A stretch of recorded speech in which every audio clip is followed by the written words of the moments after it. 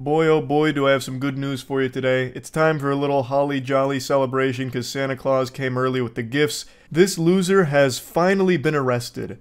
Now, I'm sure none of you recognize this guy. This is probably not a face any of you have seen unless you're a woman in New York, and in that case, this is probably a face that you swiped left on Tinder for. But this is the face of the man known as Squeezebinz, the infamous street racer who's blown up on Instagram and YouTube over the last few months. This isn't like a really stunning revelation, he just looks like a normal asshole. It's not like some kind of big twist like it's Bruce Wayne behind the Batman mask or anything. But I actually recently talked about Squeeze because he went on Neon's stream and did his street racing stunt maneuvers and ended up getting in a hit and run live on Kick. So of course I was making fun of him and tossing tomatoes, shouting boo. I think it is so incredibly lame to do the kind of shit that Squeezebinz was, where he'd just go out on public roads and put everyone's lives in danger around him, just driving fast and recklessly for his content.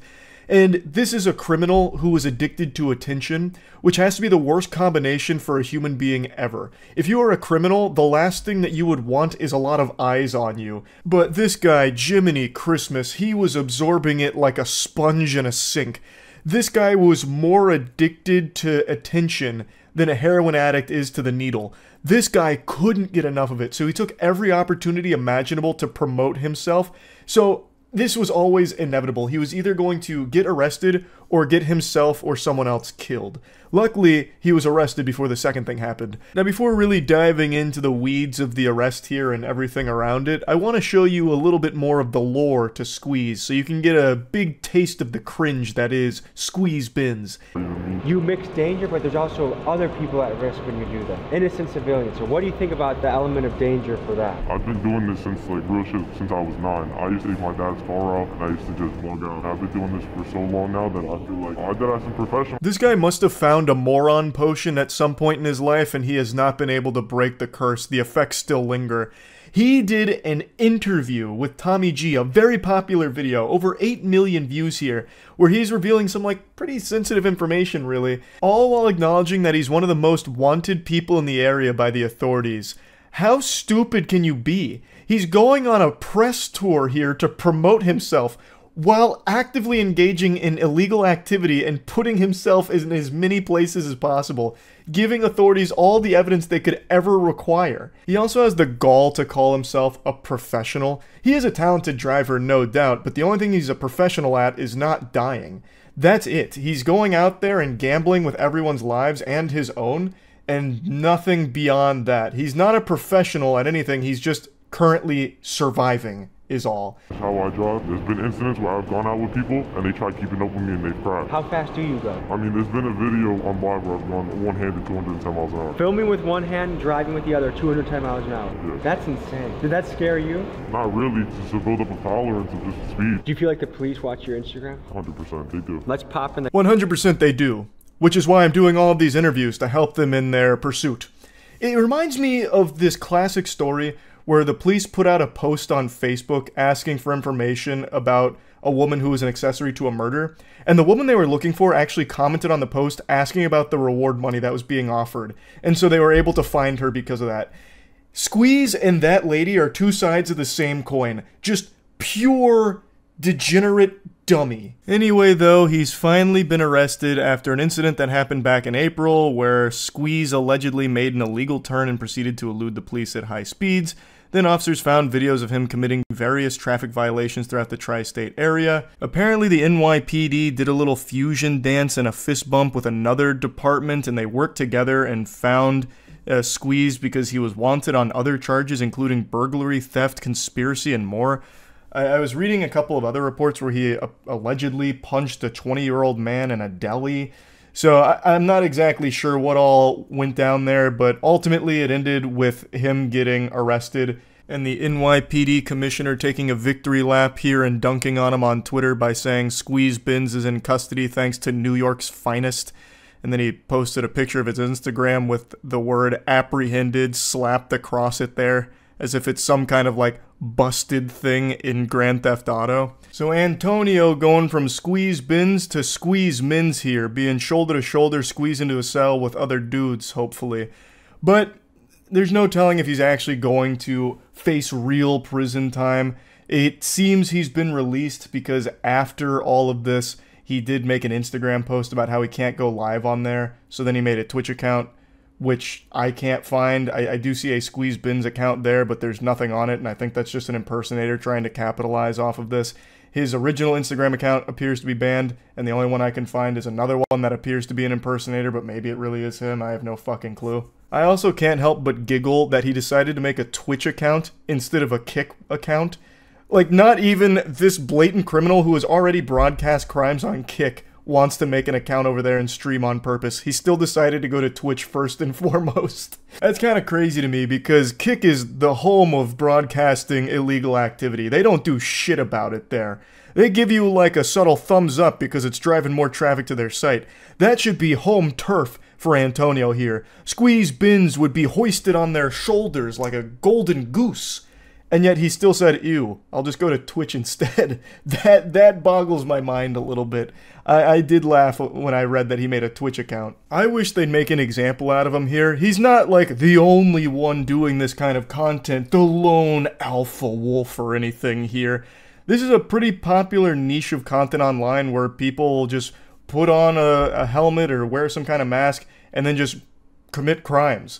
And like, taunt authorities driving around recklessly, endangering a bunch of innocent people's lives on the road for content and views on Instagram and YouTube and shit. He is far from the only one doing this. So I think if they would actually give a fuck here and pursue real serious charges and actual repercussions for his actions, it could help to dissuade others from pursuing this. At least I would hope. I would really like them to not play softball here and actually do something about this. He has been caught. Hand in the cookie jar here. He has all of this evidence that he himself has compiled about his crimes and how he's not remorseful and will always continue to do it, most likely. Why the fuck would you just give him a slap on the wrist? It's also more than the dangerous driving. He apparently beats people in delis, at least according to some of the reports here. Like, this is not someone that they should just be playing like patty cake with here and saying, hey, don't do it again. All right, now get out of here. Come on, scram. Like, this is something that they should be taking far, far more seriously.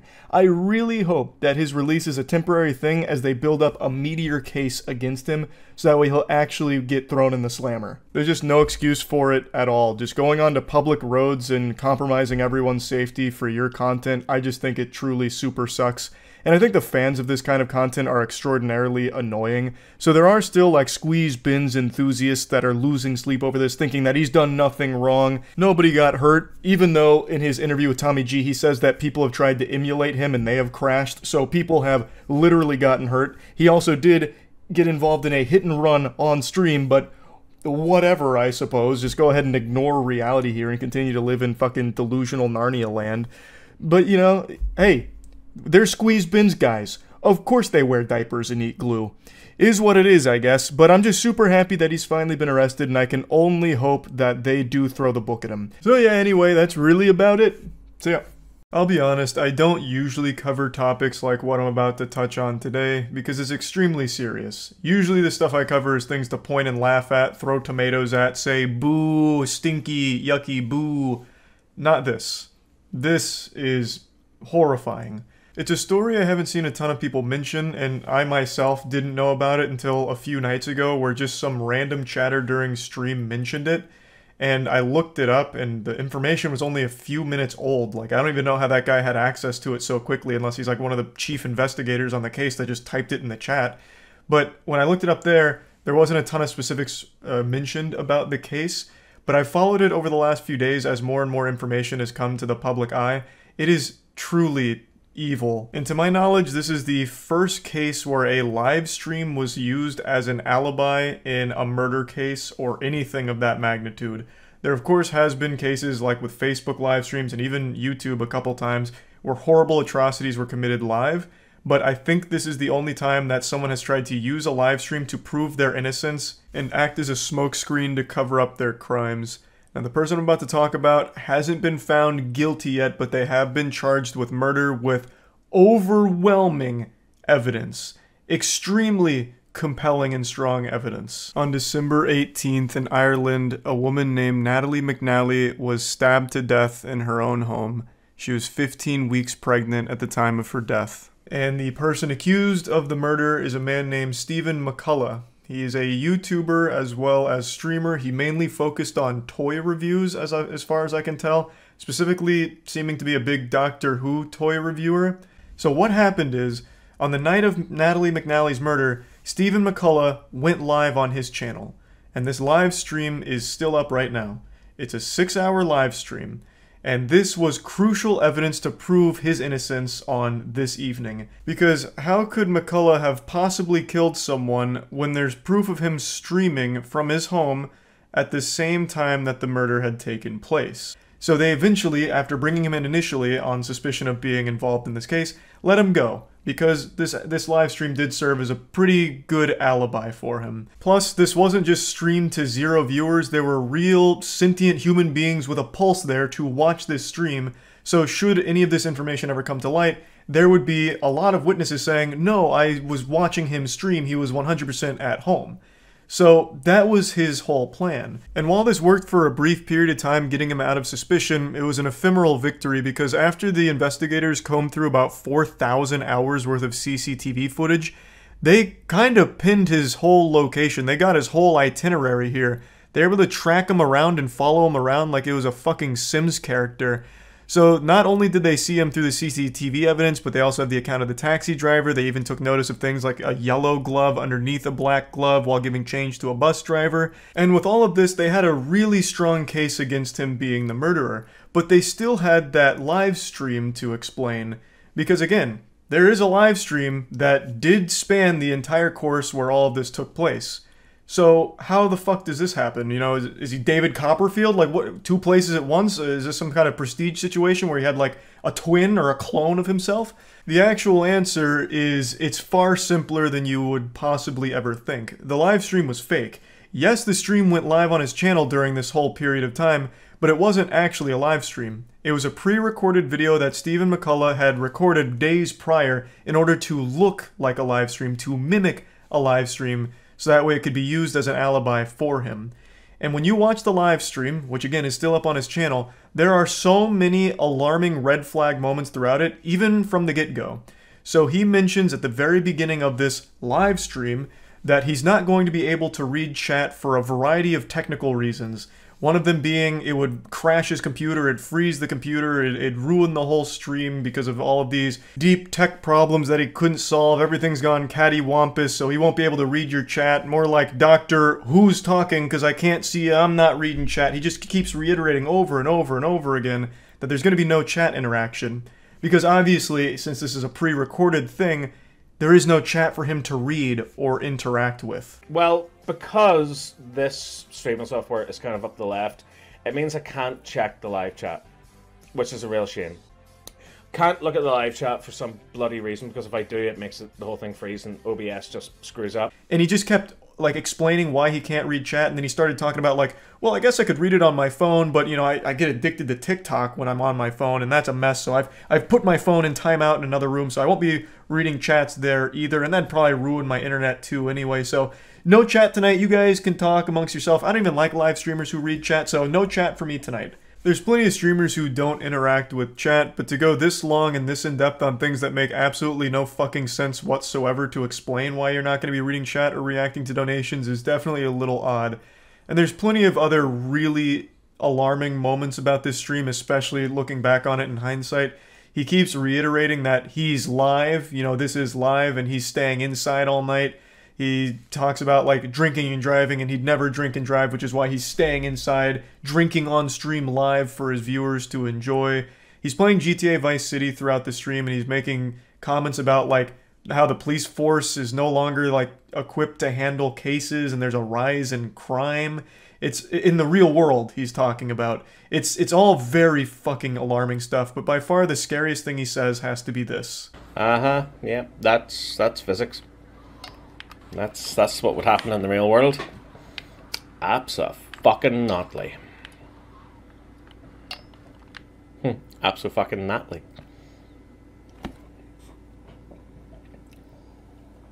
Completely out of nowhere, unprompted, he mentions someone named Natalie in a pretty menacing way. And once again, there's plenty of other things he says in here that are very scary, but I think this one is by far the worst moment. This has been 100% confirmed beyond a shadow of a doubt to be a fake live stream. When authorities seized some possessions, they found the actual video itself and concluded that it was filmed on December 13th or 14th. And also, McCullough himself has confirmed that the live stream was not actually live, it was pre-recorded, but insists that he was actually just drinking by himself alone that night. He completely denies the murder and insists that someone else may have been dropped off in a taxi near his home. This is referring to the CCTV evidence that they've gathered, pinpointing all of his locations throughout the evening. There's also other awful shit here as well. McCullough stayed pretty close to Natalie McNally's parents, and in one case even left his phone over at their house in order to like bug them and secretly spy on them to record their conversations to see if he was a suspect.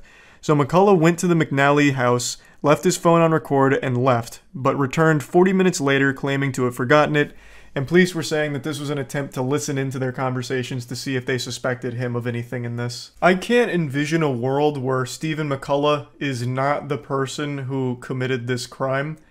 There is just an overwhelming amount of evidence against him. And he still doesn't have a real explanation for what the possible motive to faking the live stream would even be. Nothing that makes sense, at least. And then randomly dropping Natalie's name during it. I just cannot imagine that this man is innocent, but he hasn't been found fully guilty of being the murderer yet. But yeah, overall, a horrifying situation. I'm wishing the absolute best for the McNally family, and I'm hoping justice is served here. That's about it. See ya. Call of Duty. It's a shit franchise with a shittier community, and now they've helped murder an innocent man. So this is a story I've been following since the first reports of a suspected death via swatting were reported on, and I'm sure some of you have already heard it by now, but it's something I want to talk about.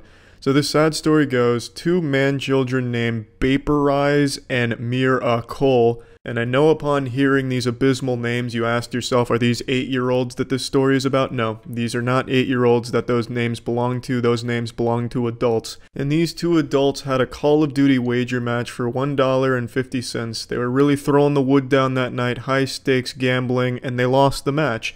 They were on the same team and they got mad at each other and they blamed each other for the loss and they started going at it. No, my dick's 3 inches hard, so I have the bigger penis. Who cares if you have the bigger penis? A girl laughed at me once, and then eventually it escalates to the point where Vaporizer gets in contact with an even bigger virgin, the chief virgin. His name is Swatistic, and he had been known for swatting things like MLG matches and shit, just really sad, pathetic stuff. And this human catheter did an interview on YouTube talking about this. I still watched it because I wanted to hear what a swatter sounded like, and it's exactly like what you'd expect, just as pathetic as you'd imagine. Right, do you take any responsibility for what happened? The argument can be made that the police would have never showed up if I didn't make the call. However, I don't believe that I'm the only guilty party involved in this whole incident, considering I was contacted and, it almost instructed to SWAT and taunted to SWAT, and I mean, of course, if you want to, you could say that, of course, I was involved. However, other people were involved. Yeah, the call was made by me, but as far as the whole incident, you could point the finger at numerous people. It's amazing how you can actually hear the back acne in this kid's voice. And the way he talks, it's like he took pages right out of the Tumblr experts playbook, like the fucking incel section of Tumblr who gives advice on what to do when faced with authorities. He just, allegedly, well, I guess you could look at it that way. Well, one could say I had access to, due to multiple interpretations, there's a multitude of factors at play. I suppose you could, deduce that I pushed him into the shark-infested waters, but it was the shark that killed him, not me. And it's sad that I have to compare sharks to cops, because sharks aren't even out for as much blood as cops are. But anyway, once Vaporize gets in contact with Swatistic, they attempt to dox and swat Miracle, but Miracle, in an attempt to prove that his cock is 3 inches hard, reaches out to Swatistic and says, "Here's my address, swat me, pussy boy," and here's the tweet. So he does. He swats that address. But Miracle, being the brave man he is, gives an address that isn't his, belongs to an innocent man who gets killed by the cops when they show up. In his interview with Keemstar, the kid shows no remorse at all, nor does he take any responsibility, and passes the blame off onto the other two kids.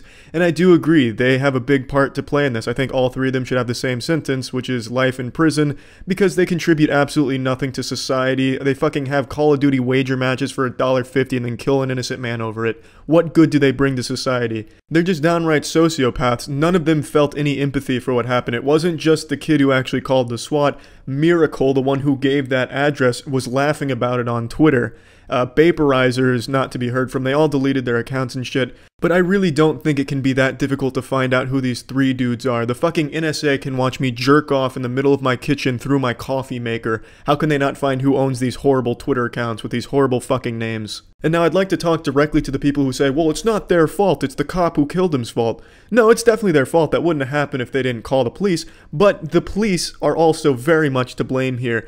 So, according to the family, what happened is the police were banging on the door, the husband opens the door and is immediately shot by a cop. Immediately shot. Why the fuck is he immediately shot? You go there because it's a reported hostage situation. I understand it's very high tension, you're nervous, you're on edge. But you knock on the door and someone opens the door. That's the expected response. Why do you panic and shoot him? It's like a pizza man going to my door because I ordered pizza. He knocks on my door, I open the door, and he fucking blasts me with a shotgun because he wasn't expecting me to open the door. What the fuck were the cops expecting? Did they think he was gonna bust through the second floor window like Action Man and land on the ground and turn himself in? Why did they freak out because he opened the door? I don't get that response at all. Everyone's like, oh, I feel so sorry for the cop. He's the real victim here. He's gonna have to live with that for the rest of his life. No, the cop is not the real fucking victim here. The real victim is the man who got killed and his family that he leaves behind now. I feel absolutely nothing for that cop except hatred. He's either A, the most untrained officer on the force, and the force benefits from him not being there, or B, just a bloodthirsty menace. Now, if it's the former, what kind of training do the SWAT go through? They're supposed to be the elite. They're supposed to be the best of the best. But apparently they're all so fucking afraid of their own shadow. What kind of training do they get? I have to know. Do they just put the fear of God in them? They train them like they're fucking dogs. Oh, if you hear a loud sound, just fucking shoot at it. You don't want to take any risks. No matter what happens, if you hear anything, if you see anything, shoot it. That's the only way to deal with problems. They just have to be so poorly trained. And the way they handle the situation after they kill the husband is just as bad. So they go there because it's a reported hostage situation. They kill the man who I guess they immediately assumed was the man who took the hostages. He opened the door, he must have the hostages. Fucking blast him, okay? He's down. Now they have the hostages left, and what do? They make the hostages walk over the corpse and then handcuff them. What fucking heroes, huh? That's how you're trained to handle a hostage situation. You handcuff the hostage after making them walk over a dead body? Amazing. Absolutely amazing. SWAT is a fucking joke. An absolute fucking joke. I made this video when the story was still fresh and all the details weren't fully out there, and now I just watched an interview with the mother of the son who was killed by the police, and she says there was no knocking on the door. He heard noises, so opened the door and was gunned down. They weren't giving him any warnings or anything, they just killed him the second he opened the door. Which doesn't exactly make it any better for the police side of the story. I'm not going to take out the part of the video with the knocking on the door portion because there still is some sources claiming they did knock on the door and then killed him when he opened it. So really neither one of them looks better for the police. Him opening the door while they, didn't give him any warnings or anything and killing him, that's just as bad. I don't know what the fuck they thought he was doing, opening the door to charge them with like riding on horseback or something.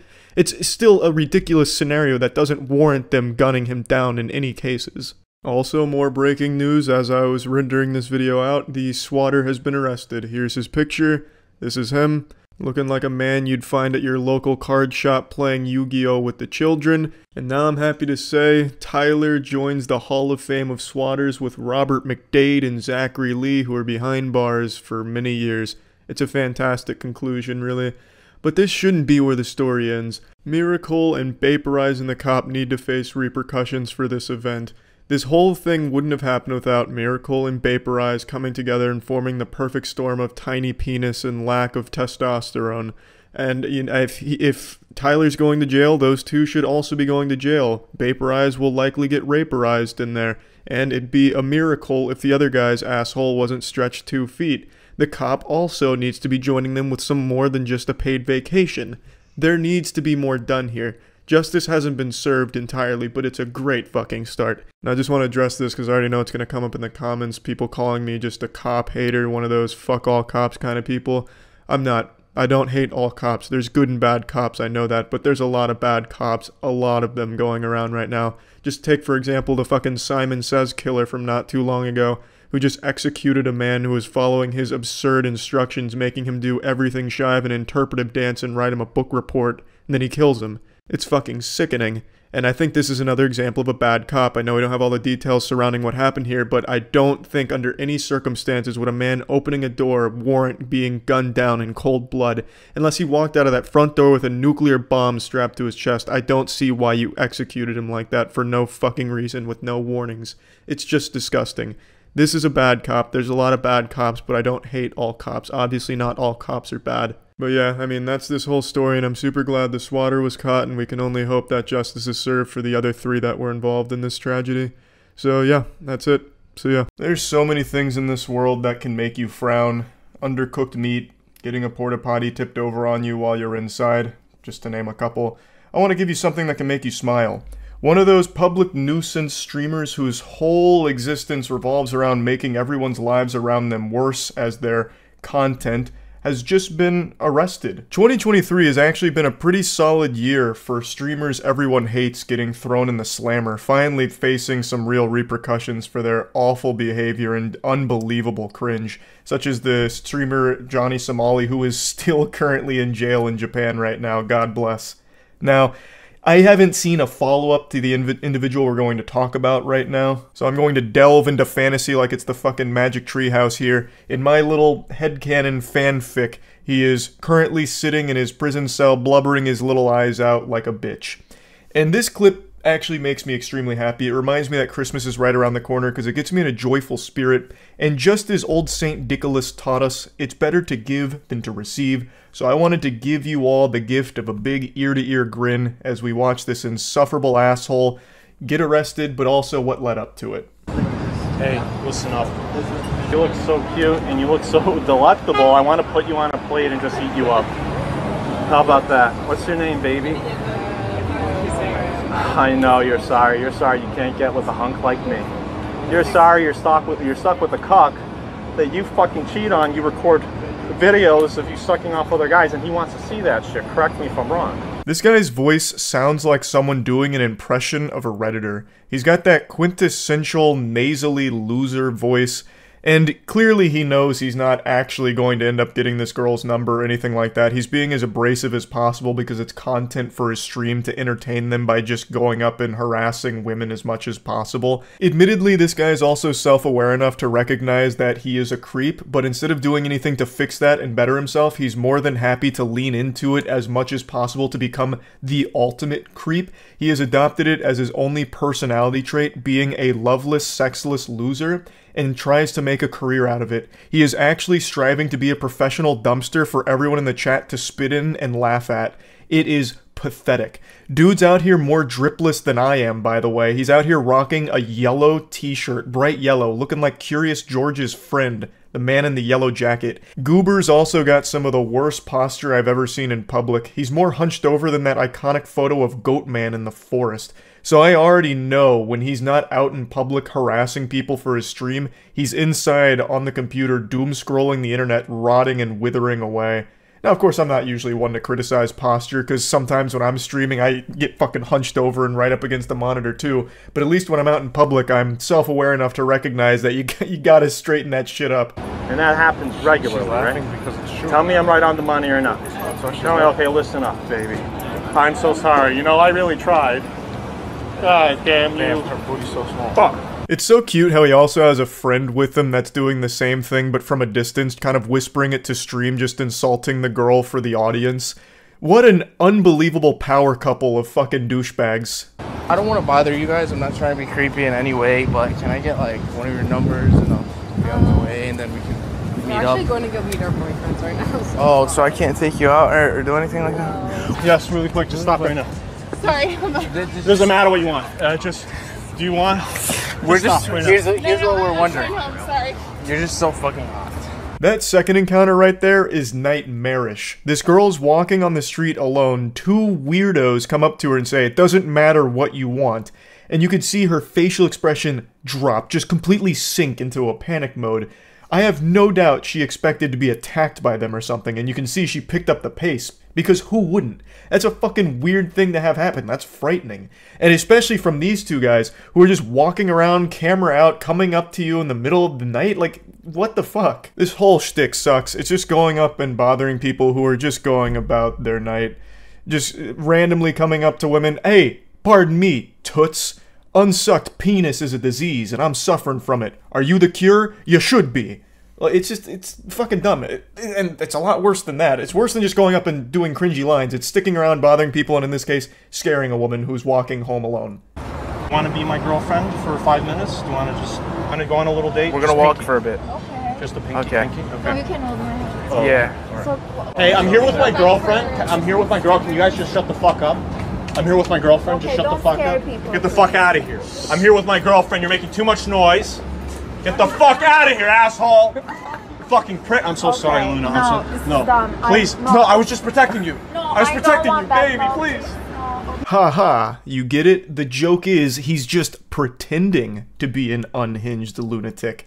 I don't know why you couldn't understand the gut-busting comedy of that. I'm gonna toss a quick fun fact your way, so get ready to receive it. About a month ago, I made a video going over shitty streamers like this guy and his friend, and I'm almost 100% certain that this is the same guy that ran away when someone he was harassing finally took him up on the offer to fight. He was the guy that instigated a conflict, and then the guy he was doing it to said, "Alright, let's just settle it right now." And immediately this guy bolted off. I'm being very generous with that term. Bolted in the same way that an alcoholic zombie would stumble across the street, because this guy is not athletic at all. But he ran away as quickly as his goofy little legs could take him, and then had this brief come-to-Jesus moment where he recognized just how sad and pathetic he is. Just this impressive specimen of trash. All right, you and me, Central Park tomorrow. Don't be late, motherfucker.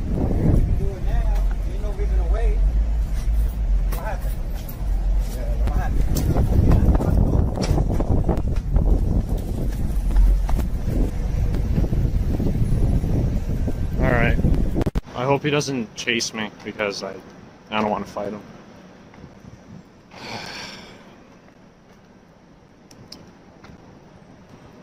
Am I a pussy beta? Perhaps. But I don't know. Using all the latest and greatest in technology and summoning the world's leading forensic experts to analyze the footage here, I think we can all conclude with a high level of confidence that this guy and the guy that I've been showing you who's about to get arrested here on stream are the same person. There's just no way that this world is forsaken enough to allow two people that sound, look, and act like him and stream like him to exist at the same time. I just don't believe that. It's the same person. I'm pretty sure of it. You love it. You know that there's like a... Excuse me, what's going on? What's going on? Relax. Put your hands behind your back. Hands behind your back. What's going on? You're being placed under arrest. For what? I'll tell you in a minute. Yeah. You just want to talk to you, you want to run. All right, now we're going to put you on your side. So they're arresting Carl, guys. Carl did nothing wrong. Ah, yes, the good ending. Tugs on your heartstrings. It's a beautiful thing to witness. You love to see that. I can't imagine a more fitting conclusion here. I don't know why his buddy's saying he did nothing wrong. He immediately tried to run from the cops who were about to start talking to him. You can't do that. Like, what the fuck?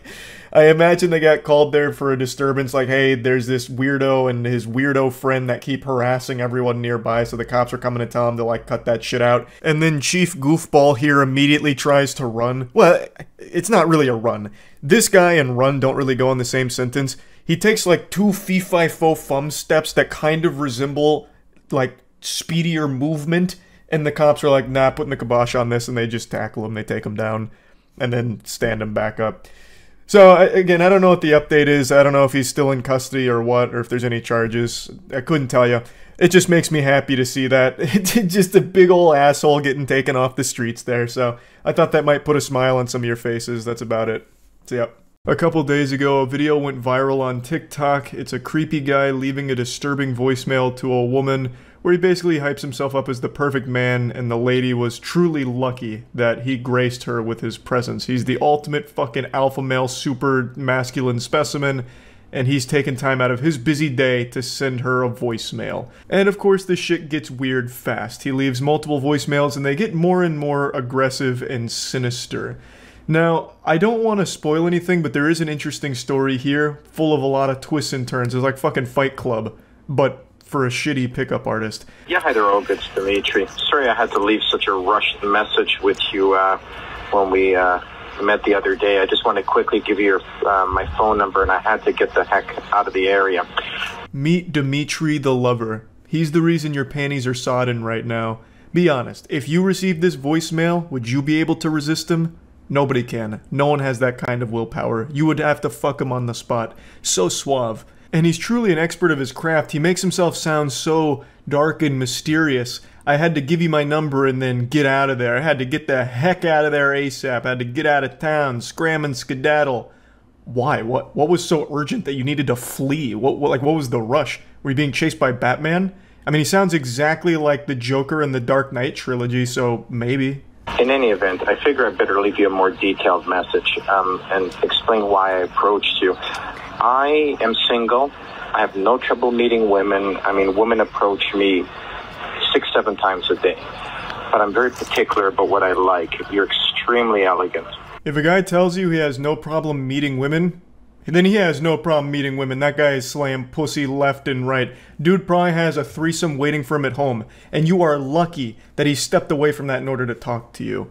Spoken like a real alpha male here. No doubt this man's getting approached 6 to 7 times a day. No doubt in my fucking mind. That's probably on the low end. That's probably like during the off season. But I bet when spring break rolls around, maybe even St. Patrick's Day, he's getting upwards of 20 offers for sex. I couldn't take my eyes off of you, and your friends were very jealous. Even if they say they weren't, they were envious of the fact that I approached you, and I was very taken by you. Elegant women are very rare. I'm Greek, and I'm very particular about what I like. So I'm giving you an opportunity here. Sounds like he's about to pitch an NFT scam to her. It's like he's trying to sell her on some kind of multi-level marketing scheme. This dude talks like an anime villain who's explaining his plan to the protagonist. He's just so fucking weird. It sounds like Die Hard 3 every time Bruce Willis would pick up the payphone to talk to the terrorist. It's just so, like, unnerving listening to this guy talk. And then, of course, he goes into, your friends were jealous. Did you know that? I saw it in their eyes. They were so fucking envious of you when I approached you. They might say they weren't jealous, but that's just them lying. That's how you know they were actually really jealous. And you know what? You watching right now, if you want to make your friends jealous, get on the wait list for the new G Fuel flavor. Finally have a custom flavor, Divine Peach. It's peach plus kiwi plus dragon fruit. For billions of years, the universe has been building and evolving. And now we finally reach the apotheosis of creation. Divine Peach, a new flavor from G Fuel. An exquisite concoction sent straight from heaven, made by the angels. Join the waitlist at gfuel.com. The link to join is in the description below. I don't know if you pick up the messages on the weekend, but I'm working on a movie script, so I'm pretty much around all weekend doing that. I left you my number, 416-9184. This looks like a landline, and if it is, you may not get the message till Monday. But when you do, call me, and then we'll get together for coffee and chat and let the romance begin. What a great way to kick off a relationship. Let the romance begin. That's such a bold statement. It immediately lets the person know, I am here with romantic intent, and it's time to commence. Let the pussy flow, please. Can you, where's your vagina? This is where the romance starts. Come on. Didn't you hear? I said let the romance begin. I think it's extremely effective. He's reinventing the relationship meta here. No guesswork anymore. Once they say let the romance begin, well then that shit better start. It's so fucking good. It's like a terribly written line in an old video game.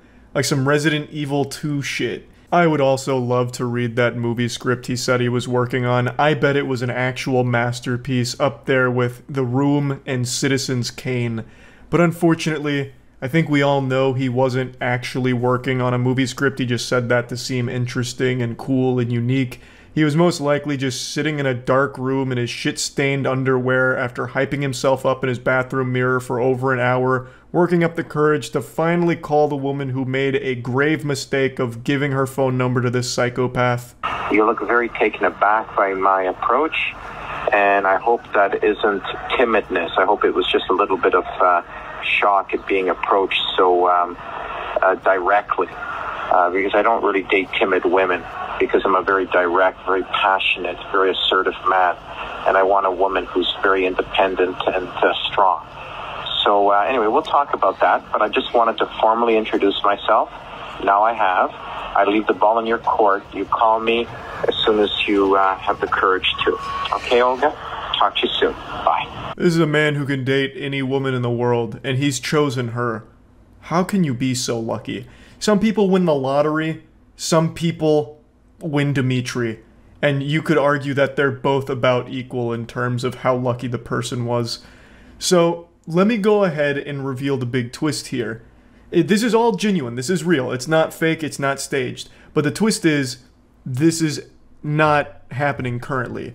This is about 10 years old, I think it's like 9 or 10 years old, and it comes from a pickup artist named James Sears, who also went by Dimitri the Lover when he was in the pickup artist game. He had his own little alias as Dimitri the Lover, and this was one of the voice messages he left to someone named Olga. That is not the lady in the TikTok here, and she's not trying to, like, deceive people or hide it. She, in another TikTok video after this, clarifies, like, hey, look, I'm not Olga. This is actually just an old sound clip from Dimitri the Lover, who actually sent this to someone named Olga.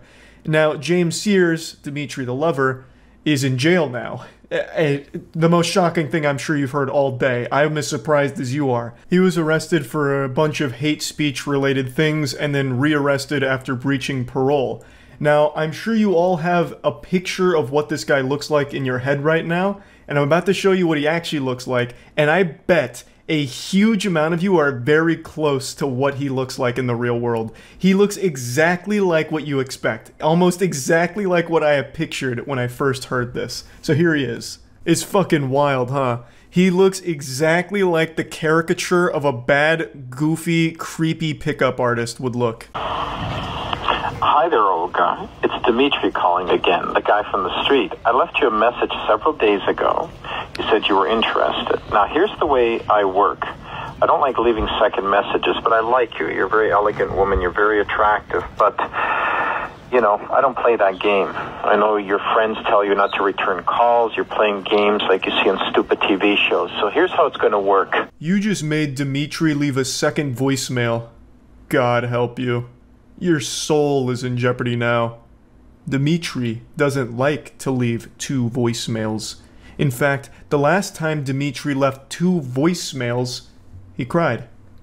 You gonna make him cry again? Dimitri doesn't like to cry. You can hear him starting to get angry. He starts saying, this is how it's gonna go. So we're getting to experience in real time the transformation of a nice guy into a bad boy. It is now 4:30 on Wednesday. Now, I'll assume that you've already left work, because, you know, some people leave early, and I'll grant you that. But if I do not receive a phone call back from you by 3 o'clock Thursday afternoon, I'm no longer interested, and you can erase my number. I don't play games like that. I'm completely single. I'm very intelligent. Hey, listen, Dimitri, you don't have to tell us that you're intelligent. We all get that impression here. Just listening to you, I think we can all recognize that your IQ is at least 5 figures. Like, that shit is huge. That is a galaxy brain you're working with. I'm great in bed. I make great money. Believe it or not, I'm a complete catch. I've only been single 4 months. I had a long-distance relationship. You know, went a year. It's very tough to maintain it like that, and it didn't work out. There's nothing wrong. Undoubtedly, he is the complete package. This truly is a huge catch here for Olga. I can't believe the long-distance relationship didn't work out. I bet this guy was doing everything he could to make it work. But it is difficult to keep that going when the long-distance relationship is Dimensions with that 2D waifu kind of shit. But, you know, I'm sure he had a good time and it was mutual. And now Olga had a chance, but she blew it. You know, she didn't call back in a timely fashion, and Dimitri had to leave 2 voicemails, and from there, the whole ass was blown off of this operation here, and there was no salvaging the relationship. They could have been a great couple. They could have been married by now. And this is where the TikTok video ends, but the legend of Dimitri the Lover doesn't stop there. There's actually still quite a bit from Dimitri the Lover, but I won't get into it today because there's a lot. He was kind of popular on the internet as a punching bag. I was vaguely familiar of him like 10 years ago or something. I knew the name at least a little bit. So there is more, but we won't go over it today. Maybe at some point we'll go through more of his voicemails and shit that he used to do, but for now, that's about it. See ya. Hey, it's that magical time again where we get to point, laugh, and shoot spitballs at a creepy degenerate being weird to a woman. So I hope you've done all of your smile exercises because we're gonna be putting a big ol' grin on that face and having a hoot and a holler at this guy's expense. So, crazy silly question, but I'm just curious. I know you don't like coffee, and I know you don't, and I know you eat cereal in the evening. Yeah. And I know you have a son, right? Yeah. And I know you're about early 30s. So Goober approaches this woman who's on the leg press machine, and he immediately just starts listing off things he knows about her, which just sounds like some stalker shit. Like, it sounds like a mission out of Hitman, where Agent 47's being given a dossier and going over his target's interests and, like, where they might be so they can plan out the assassination. This is just, like, such a creepy cold open here. I know I'm reading way too deep into this situation and it's starting to get dangerously delusional, but for some reason when I first saw this clip, it immediately reminded me of a climactic moment in an action movie when the villain is monologuing to the hero like a fucking phone call. I know you don't like coffee. I know you're in your early 30s. I know the FBI is listening to this call right now. I know you have a son. His name is Mark. He attends Biff Gilmore High. Do this task for me. And all the agents listening to this, stay out of it. And nothing has to happen to Mark. It's just a really odd, peculiar play here. This is definitely not a play that John Madden would draw up. To just approach her and start listing off all the things you know about her, it's just weird. I'm assuming she and him have talked before, which is why he knows all this. They probably have, like, small talk. They're probably on friendly terms. I don't think he's been, like, perusing her Facebook trying to digest all of the lore that she publicly posts about herself there. But it's still weird to then come up and just start, like, spouting it all back to her about everything you know. That's what I've learned so far. Yeah, you know, I don't know. I think you're really cool. I know you have a son. I'll tell you, you know, straight up, like, I kind of sort of married, like, I kind of sort of on my end. You know how everything has an opposite? Wet, dry, light, dark, matter, antimatter? This guy is anti-charisma. He is the exact opposite of Riz. Like, this dude legitimately has less game than someone that is asleep. He is stumbling through whatever he was cooking up in his noodle here, and it is extraordinarily uncomfortable to listen to. It's like the first draft of a book report where there's still a ton of typos and grammatical mistakes and nothing's making sense, it's all scatterbrained. That's what's happening through this whole exchange. And yet he still is able to squeak out that bombshell there that he's actually married while actively hitting on this woman. And you can see the shock and surprise on her face to learn that little nugget of information about this guy. If I had to speculate a guess, I would imagine he's been flirtatious in the past, which is why she's even more surprised by it. So he's just a big scumbag piece of shit here for this. Yeah. Okay. Yeah. That's great. Yeah. But I don't know. There's something about you that's really cool. Like just casual, but I don't know if you would have a pizza with me sometime or something. I'm pretty sure your wife is not a pretty. Good golly, heavens to Betsy, this guy fucking sucks at talking to women. He is speaking to her like he is still in middle school. He just keeps repeating, I think you're cool, I think you're really cool. Like, I half expected him to just go even harder on that, like, I actually think you're epic. Do you want to come over and see my Fortnite, KD? And then we can grab a pizza. Like, there's nothing wrong with a pizza date, I want to be clear there. But it's just this combination of, you're so cool, cool, cool, let's get pizza. Like, that's what I imagine a 12-year-old thinks romance is like. You're cool, get pizza with me, I'll have my mom order Papa John's. Like, what the fuck? It sounds like he's about to bring up cooties. Like, I don't even care if you have cooties, it's okay. Like, he sounds like a fucking child talking to her through text messages. Like, circle yes if you like me, if you like me. Oh, it's so bad. Honestly, this might be inspirational for someone out there. It doesn't matter how awkward or uncomfortable you are, you could still find a partner. Somehow this guy has a wife. Somehow this complete fucking turbo loser has a wife. And now he's trying to cheat on her. So don't be like this guy, but at least let this be known that you don't have to be the most charismatic person out there or be the most socially adept at speaking to other people to find a partner. So maybe there's a little positive spin there. But anyway, back to spitting and shitting on this goofball. The lady here is being extremely sweet about this whole thing as opposed to just splashing the cold water on him and saying, get the fuck away from me.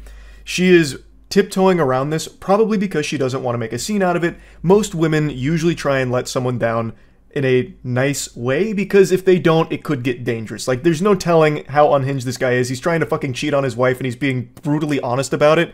He is a weirdo.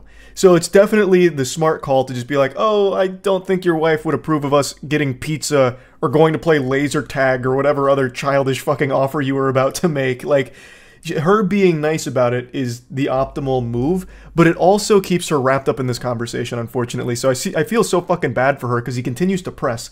And he's already interrupted her workout, so I imagine it's just this giant fucking headache, this huge annoyance because this uncomfortable miasma of cringe has approached her and won't leave. Like the storm just will not pass. Yeah. Yeah. So. Yeah. Glad you're up front, but yeah. Yeah. No, that's cool. Yeah, exactly. Married, then, like, right, no. That's why I said. Yeah. That, I wanted to be. Yeah, but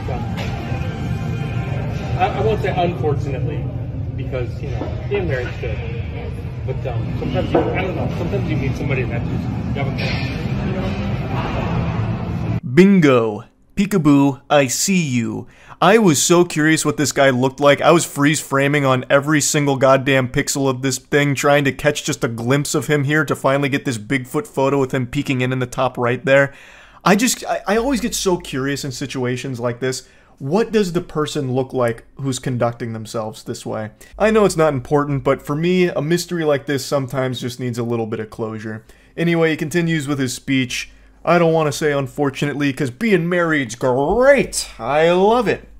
But sometimes need something with a little bit more of a connection.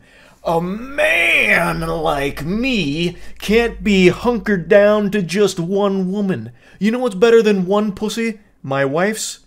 Your pussy. That's 2 vaginas. Double the fun. What say you to that? Come get a pizza with me. Yeah, I don't know. Yeah, no, but yeah, like it's my connection wouldn't be your connection.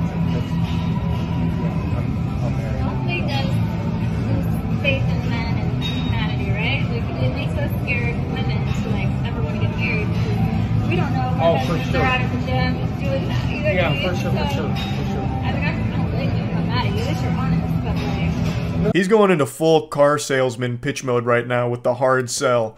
My connection's your connection. Buy 2, get 2 free. Come on now. What are you waiting for? The deal's depreciating. Come on. It's, what are you doing? And she is doing her absolute best to be nice here. She is doing everything she can to be, like, sweet in this situation. To try and, like, just get through this as pain-free as possible so she can go back to working out, which is what she went there to do. Like, oh my god, it's so fucking rough. And the guy just keeps going. No, for sure. Oh no, I mean, I wouldn't, like, have not told you, Up to this point, I just kind of said hi and let it off, and that's it. And I was, I was like thinking, really, when you think about it, it's unfair even to, like, you also. So, what the hell? What's the point? The way he just blabbers on and gets all jumbled up on each word reminds me of that viral meme of that kid who was doing a line reading but accidentally messed it up.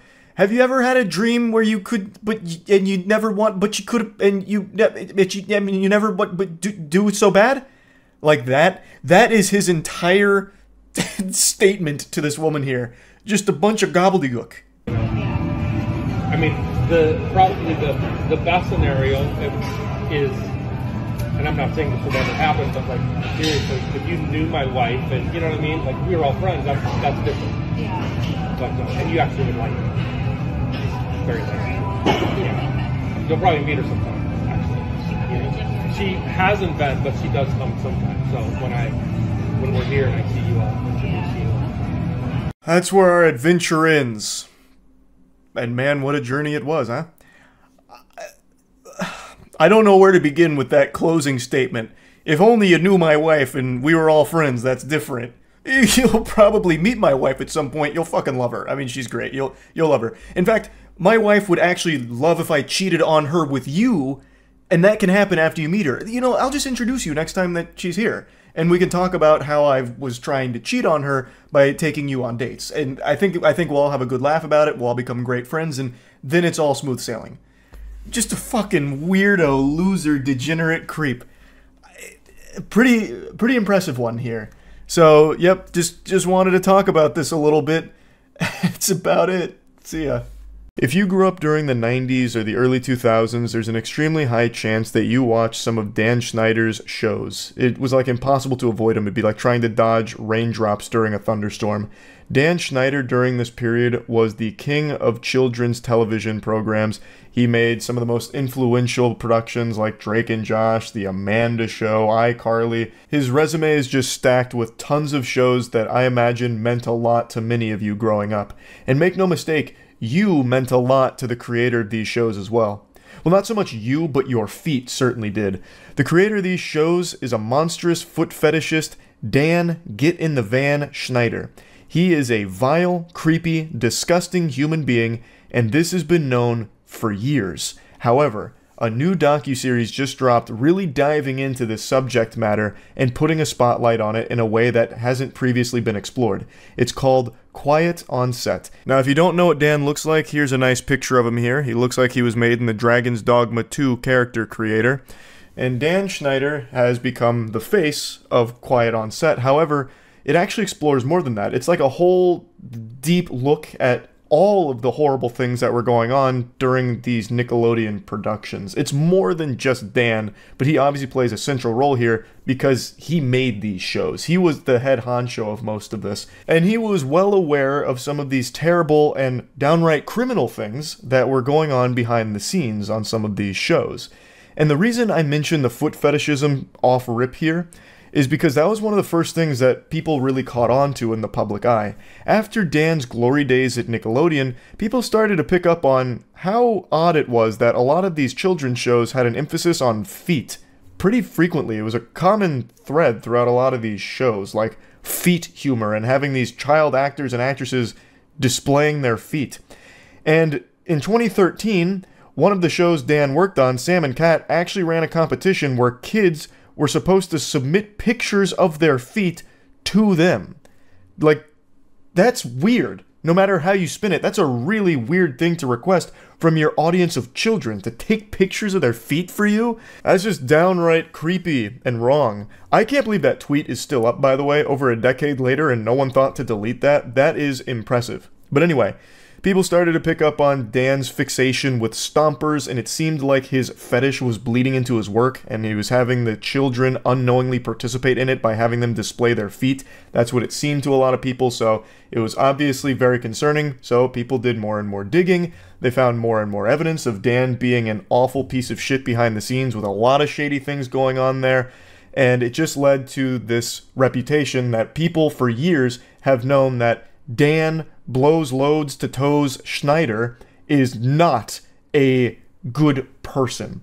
And now Quiet on the Set has released, and so much information has come out, not just about Dan, but about that entire Nickelodeon workplace around these child stars. Arguably the largest piece of new information that dropped during this docuseries was the sexual abuse of Drake Bell by someone named Brian Peck.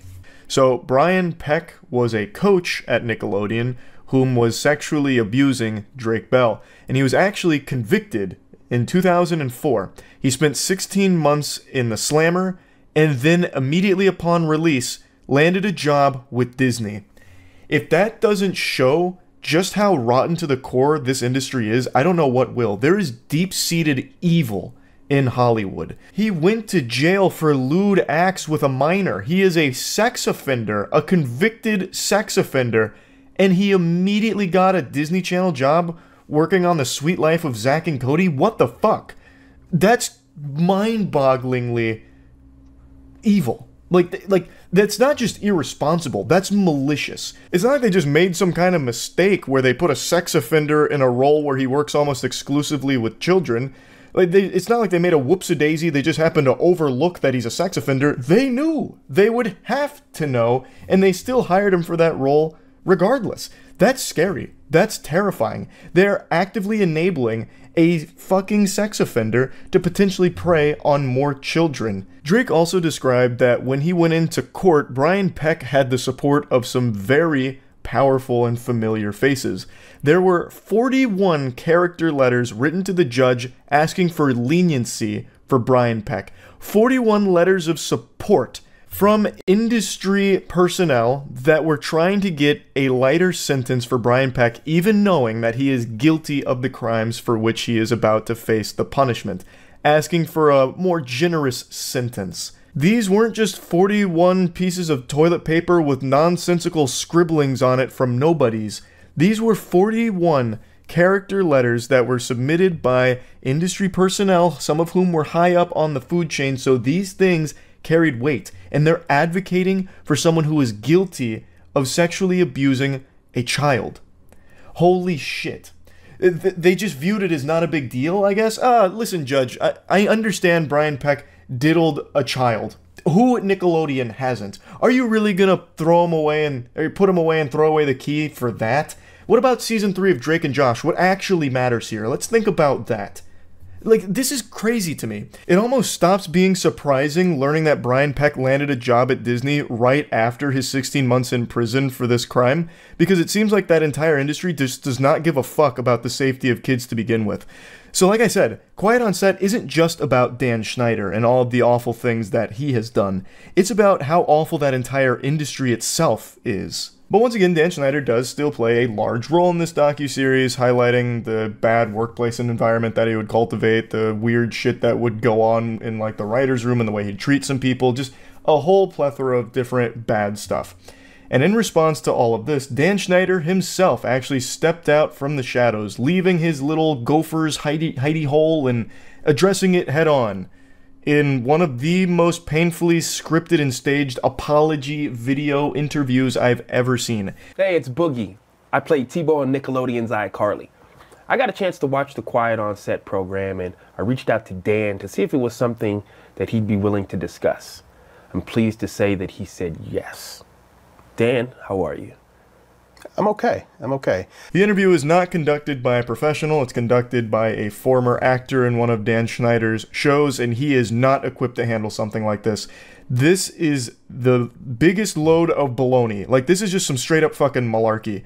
There is no pushback from Boogie on anything in this interview at all. It's just strategic softballs designed to give Dan Schneider some kind of sympathetic PR win here, where he comes out of this looking better, where he comes out of this like not the bad guy. It's so deplorable that they'd even try something like this with a straight face. I think it is extremely transparent what this is, and I'm happy to say pretty much everyone saw straight through this. This did not give Dan Schneider the dunk I think he was expecting it to. This did not make him look any better in the public's eye. It actually just made it look even more sinister that he was able to, it seems, pre-prepare this interview to mitigate the potential fallout from the docuseries airing. Let's talk about the massages. Okay. Watching the content yesterday, it was disturbing. It was wrong. It was wrong that I ever put anybody in that position. It was the wrong thing to do. I'd never do it today. I'm embarrassed that I did it then. I apologize to anybody that I ever put in that situation. Dan, talk to me about the writer's room. From what I saw, not cool. No, and I don't mean to cut you off, but if I can cut right to the chase, let me just say, no writer should ever feel uncomfortable in any writer's room, ever, period, the end, no excuses. It starts with what's supposed to be this moment of taking accountability. Dan Schneider's just point blank apologizing and, you know, holding himself accountable for the sins of the past type vibe. Except he's really not. Like, these aren't things that you just, like, hand wave away with, like, a simple apology. A lot of what was reported is, like, unforgivable bad shit. Like, there's really no way of apologizing for the things that Dan Schneider has done and also been accused of.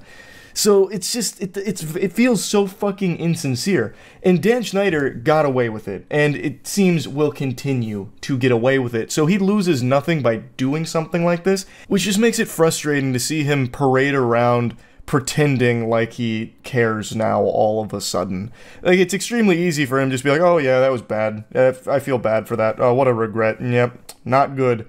Like, it's just, I would have liked if the interviewer was someone that would legitimately dive into a lot of these things and actually press him on a lot of these things. This interview never even addresses the things that people want to hear from Dan on, such as like the sexualization of the children in those shows. Even outside of all the foot stuff, Dan included some very inappropriate things in his programs, such as Ariana Grande milking a potato, and then another scene with her getting like splashed with water and shit. Like, all of it was very unacceptable and seems to sexualize the child actors and actresses in his productions. And that was never even brought up in this interview. So this interview just, it doesn't have any real substance to it. It is legitimately just a scripted PR play from Dan. I cut it. I want my shows to be popular. I want everyone to like. The more people who like the shows, the happier I am. Yeah. So if there's anything in a show that needs to be cut because it's upsetting somebody, let's cut it. So I think it's big for you to say with your work, if it's viewed as that today, you don't have a problem. Cut it. Cut it. I mean, that's a solution. The last thing I want to ever do is put any content in a show that's going to upset my audience and make them want to turn off the TV. Why would I ever want to do that? That makes sense. This is him addressing a question that Boogie asked about, like, inappropriate jokes in there without getting too deep into the weeds, just a broad subject of some of these jokes have aged poorly and people look at them as inappropriate for a child audience. How do you respond? The most softball way of asking this question, mind you, and his response was, cut it. Just get rid of it. I don't want it in the show. If it's aged bad and it makes people uncomfortable or, you know, this and that, cut it. And Boogie's like patting him on the back for it, like, oh my goodness, wow. That's so benevolent. What a great solution. Yeah, that makes sense. What the fuck? It's so easy for him to say that now, but it doesn't take away the fact that you filmed it.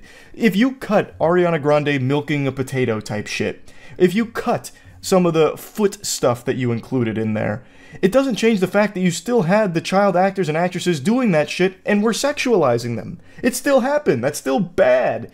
Cutting it from the final product doesn't erase what you did. It's so frustrating that there's no pushback on any of this in the interview. He just gets to let him say his piece and then get applause for it. It's so stupid.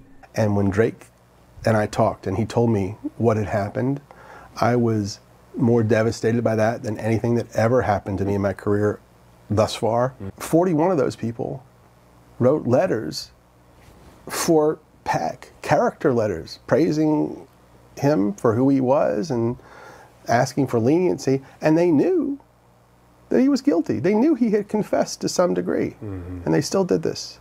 But Drake's mom, a lovely woman who I stay in contact with this day, she came to me at the time and she said, would you help me with my speech for the judge? And I said, of course. And I did. Dan Schneider's fishing for the Nickelodeon's Kid Choice Award for the best fake crying. It feels super forced and super insincere. Him tearing up while talking about this story. This is him talking about the Drake and Brian Peck case, where he mentions 41 people wrote those letters and it baffled him. And then Drake's mom actually asked him to help her write her piece, which he did. And that leads me to a question of, if you knew all this, why didn't you back up Drake Bell?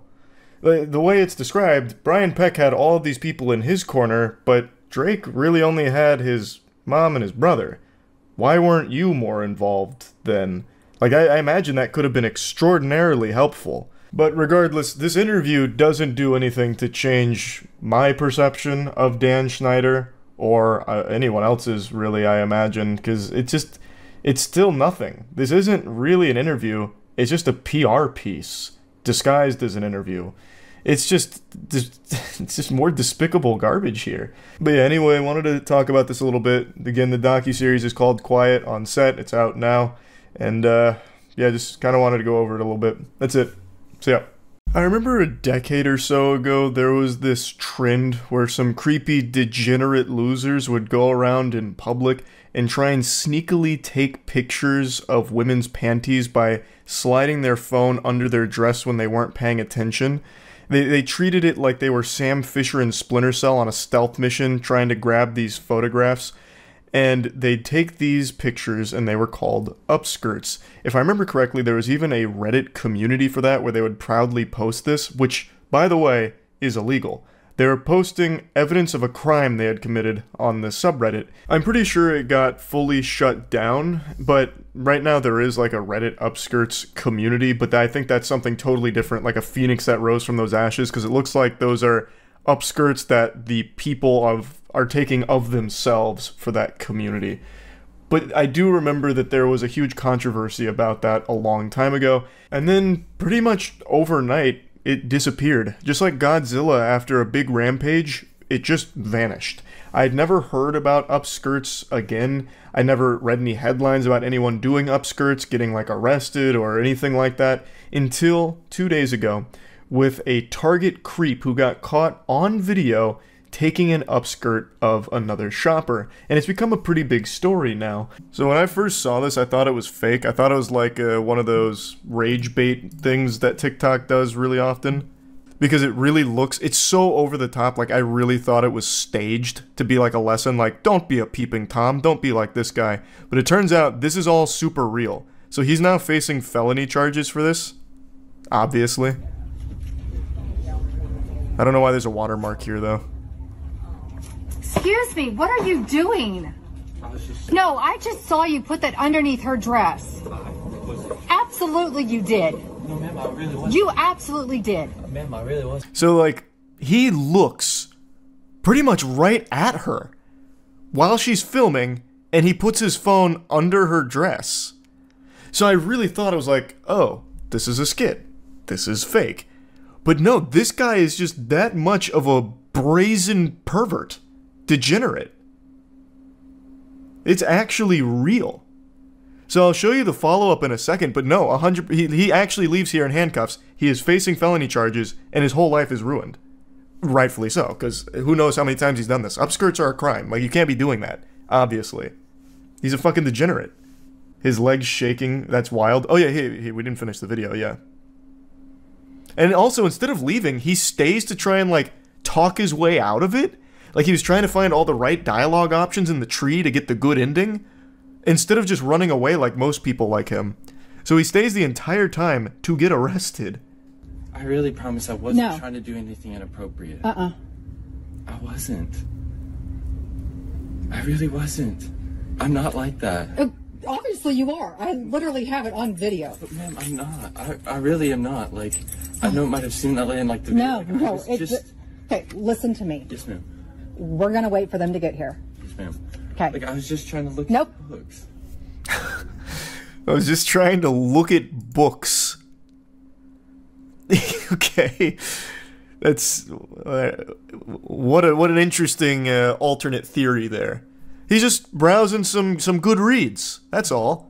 In the Pokemon cards section, where all the best books are. Does bro know porn exists? There's so many people like this, though. It's for them, I think, it's like the thrill of doing something like this. Like, I imagine this probably isn't the only time he's done it. And apparently he had been following the lady filming around the entire time, which is why she's filming here, because she got a very creepy vibe from this guy. And then I guess at some point she de-aggroed him, so then he went to this girl, started following her, and then did this.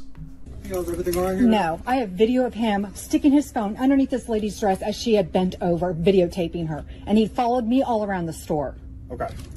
So... We need to get police. Okay, if you can go ahead and call them also. Oh, they don't have the next one. But, he gets taken away in handcuffs. But he gets taken away from the target with the police. Turns out he was like a very active member of the church, like the local church they were at, this and that. He tried to talk his way out of it. It has not worked, and now he's facing some super serious charges. But this was something that I found interesting. He keeps denying that he wasn't doing anything wrong, and he apparently showed the police his phone, like the recent pictures, and he didn't have any recent pictures, but I don't know if that also means videos, or if he also had time to delete them. Last I heard, they subpoenaed to get, like, his deleted information for forensic examination. And they also said this, too. Police say they have yet to discover anything inappropriate involving children. Yeah, he's a volunteer at the elementary school. Arrested and cuffed at a fucking library. Show some respect, brother. He's a target. Why was the lady taking a video in the grocery store? Perfect time to catch him. Damn it, it's a Target. It's not just a grocery store, and it's not just a library. Show some respect. But as she said, she was filming him because he was initially following her around in the children's section. She got a creepy vibe, so she started filming him and following him around, and then caught this. Imagine the unexpected turn of events. He didn't film anything. The charges against that poor lady would be crazy. Even if in the most unlikely of circumstances he didn't film anything, him putting the phone under this lady's dress still shows the intent. Like, even if he didn't hit record, like he missed it, he still showed the intent. And even if you can't arrest him for that, he's still going to be ostracized from, like, his church community and, like, his friends for that. That's creepy shit no matter what. I don't think he was recording. I think they hear the click of a photo being taken. Nope. I don't know if this is true. Chat can tell me if this is true or not. When I was reading through the story after I found out it was real, I learned that this was a pretty popular thing overseas. So I think in Japan, I think is where it was, they instituted this mandate that if you're taking a picture or a video, it has to have a sound. So you can't do this discreetly anymore because it makes a sound. And I thought that was the craziest shit. That's real? That is true? That's wild. It was that big of a problem, huh? US supermarkets have the same energy as random encounters in GTA. My dad died taking an upskirt photo. Alright. Interesting meme. So he's actually facing some additional charges as well for secret peeping. They issued a warrant after identifying 3 separate victims at the store on Monday morning, so he's facing 5 counts of secret peeping in total. Dude was really creeping and peeping on a Monday morning here. Allegedly 3 separate victims? Goodness gracious, Jesus Christ. He was just sliding his phone under everyone with a pulse at this store, I guess. But anyway, he's been caught red-handed here. He would have got away with it if it wasn't for those meddling iPhones that can also record him as well. Like, the crazy thing about a phone is it can be used for more than just filming panties. It can film you filming panties. So I guess we'll see what happens here. I highly doubt there's any alternate explanation for what he was doing in this video. I can't think of a single possible other reason for why he did what he did there aside from upskirts. That's the only logical thing. I can't even think of some kind of ridiculous theory. Never mind, scratch that. I did come up with a ridiculous theory. What if he wasn't grabbing upskirts there and instead saw a very venomous spider on the ground? He saw a black widow and he got down there calmly as to not scare the shopper or scare the spider away and then smashed it with his phone. Who knows? Maybe that's the story. Maybe that's what he did. He squished a bug and saved the day. Obviously, I'm fucking kidding with that. The only thing that can explain his behavior here is that he is a sexual degenerate that was grabbing upskirts. So I guess we'll see what charges stick here or what comes from this story. That's really about it. I just wanted to share it. That's it. See ya. Whoa there, partner. Hold your horses. I bet you thought I had finally kicked my addiction to reading uncomfortable, cringy, weird text messages from the dating world. Well, do I have news for you, pal? I've only just begun on my bender here. I can quit anytime I want, it's not that big of a deal. I don't need electroshock therapy or any kind of mumbo-jumbo psychiatry to break me out of this rabbit hole. I don't have a problem. The only problem I have is that there isn't more of these for me to read, damn it. So anyway, let's begin. This morning, I hopped on and read 2 different stories here from relationships that fell apart in the most tragic and confusing of ways. So let's just dive right in. So we're reading from the perspective of the girlfriend in this relationship, and she's communicating with her boyfriend. They were coming up on their 3-year anniversary, but after this exchange, it all went right down the shitter. So it begins. Well, we're fucked. Pork chops went bad. My mom was getting ready to fry them and there was mold. To which the boyfriend just hits her with an okay. So she apologizes saying, I'm sorry, she's just gonna send me to get chicken alone because I already made mac. She's referring to mac and cheese, for those of you that don't understand the nomenclature there. Now, I think it's very important, as we go through this first story, that you know the ages of those involved. It's 25 and 27. The reason why I think that's important is because as we go through this story, I imagine most of you will assume that these are children, like literally 13 and 14-year-olds. But that's just not the reality of it. This guy is about to throw away a 3-year relationship and have a biblical meltdown over not getting some fucking pork chops. He continues giving her the ice treatment here, so he just goes, okay, no good. Actually speaking like a Neanderthal. She says, the pork chops were bad, we didn't know, I'm sorry, I tried to make you food. He just once again says, okay. She says sorry again, he just says, cool. So this guy, he's going catatonic right now. We're losing him. He's flatlining. He's starving to death because the pork chops went bad. What is he gonna eat now? He's only a fucking 20-something-year-old man. He can't fend for himself without these pork chops. He's gonna die. She continues by saying, I really tried. Once again, just hits her with that okay. This is actually just like out of One Punch Man, that famous panel where Boros is powering up and One Punch Man just goes, okay. That is his whole personality. So he just goes, okay. And he says, you left? Yeah, she sent me to get chicken. He says, okay again, to which she just says, well, okay. She continues to profusely apologize for this whole situation here, as if she did something wrong, even though she didn't. The pork chops just went bad. I don't know what he expects from her, to like sorcery away all of the mold or whatever on them, or somehow conjure up brand new pork chops from her ass, which is something she also mentioned in the comments, like, I don't know what he wanted from me. Like, she even went to get other food that he could consume. Chicken, mac and cheese, there were other options besides the pork chops, but his mind is set on one thing. Pork chops. He only has room in his noodle for one thought, and right now that thought is pork chops. So now that he realizes he's not getting them, he's about to go berserk over this whole situation here. Cool, you got to eat. I didn't for waiting on you. Good night. Okay, good night. I love you too. No, bro. Good night. I could have ate, but I waited on you. Of course. You could have just eaten regardless. So the poster here, she went into detail about all of the context around this. So apparently he had said he was going to go get food, and she mentioned that she was making pork chops with her mom later, so he said, oh, okay, well then I'll just eat the pork chops with you and your mom and I won't get food.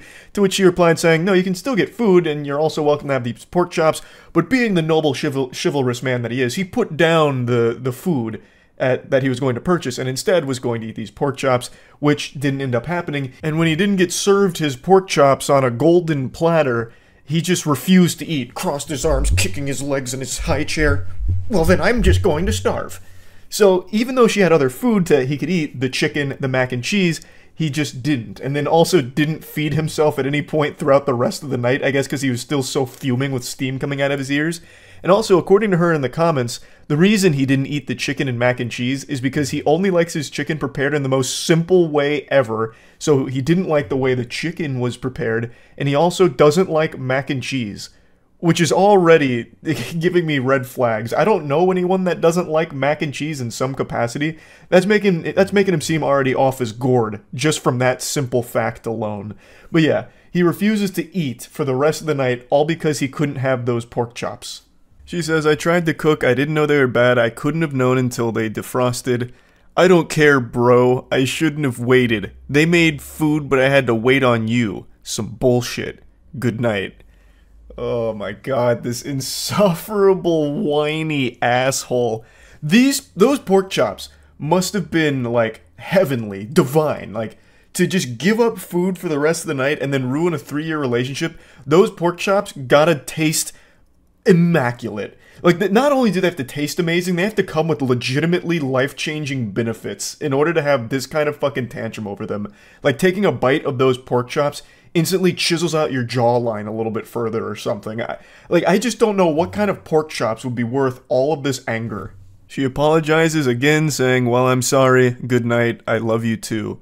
Bro, stop telling me that. I am so tired of this guy saying bro to his girlfriend. He clearly has no respect for her whatsoever. He then throws a term out I've never seen before. He says, UPMO. I don't know what that means. I don't know what that stands for, so I looked it up, and usually it's an abbreviation for Project Management Office. But that doesn't really fit in the context of this conversation. I imagine it has to be an insult. I don't think he just came out of nowhere saying, you Project Management Office. So it must stand for something else, but I still can't piece it together.